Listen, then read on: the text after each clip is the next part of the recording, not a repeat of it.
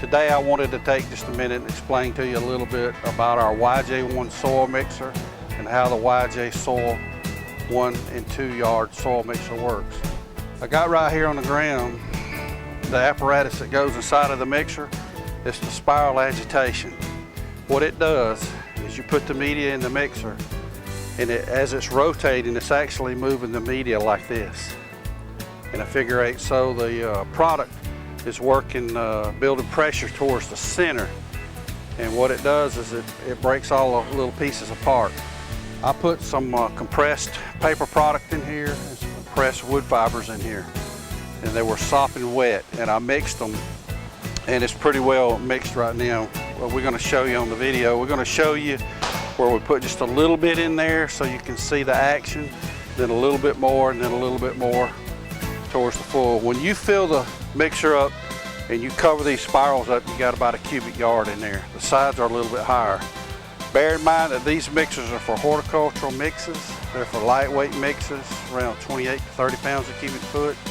When you get mixes up to 60 and 70 and 80 pounds a cubic foot, this is not the way to mix, because some people have ordered them in the past and the product is just too dense. It's a horticultural mixer.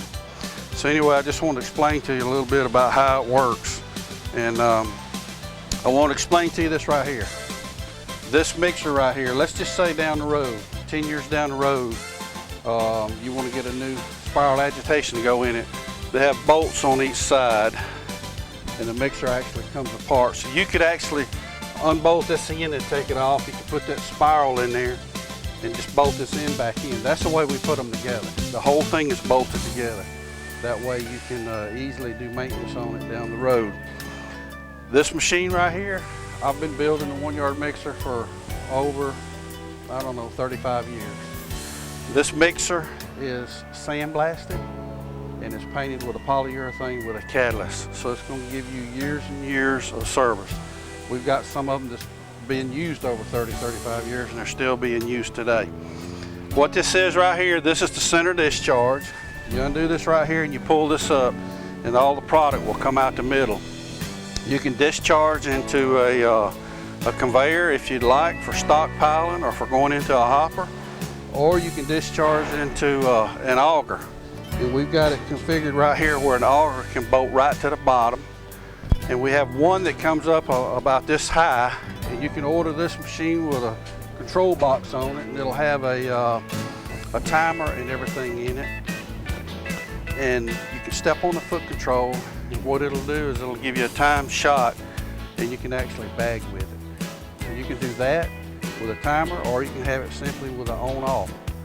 But if you want it with a timer, it runs just a little bit more money. But nevertheless, this is a good, reliable machine. It's been around, this design, for a long time. And if you need one, we would like to sell you one.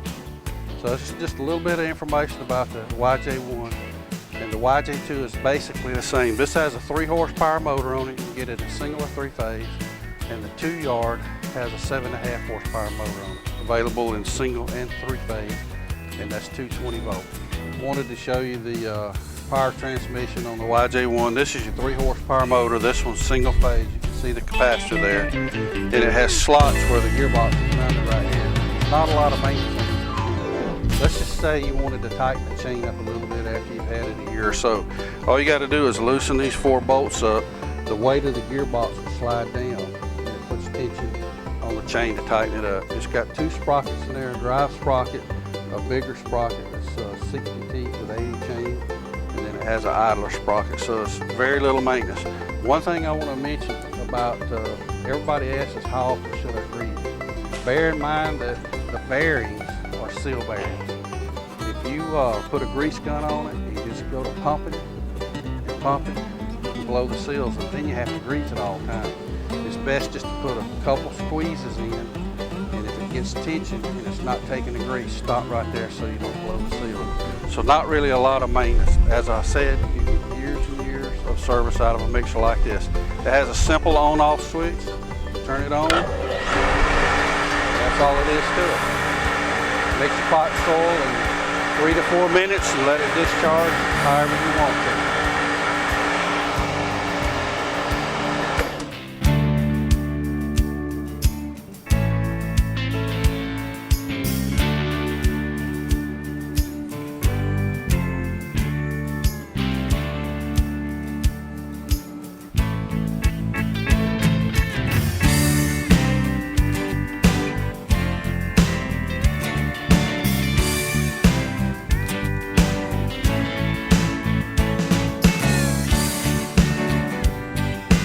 Bear in mind that this safety grill on the top, don't take the safety grill off.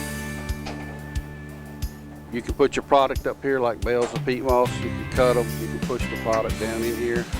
You can actually put sides on here. You can dump into it with a front end loader, whatever you want. I want to turn it on again, and I'm going to let you see how it's pushing the material towards the middle, and it's doing it in a spiral lake.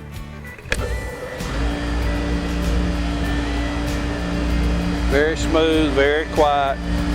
I was just looking at it. I picked some of it up. I got one bale of a recycled paper product, one bale of a wood fiber product in here. And you can see this mixed very good. You can see the paper and you can see the wood right here. So it's doing a very good job.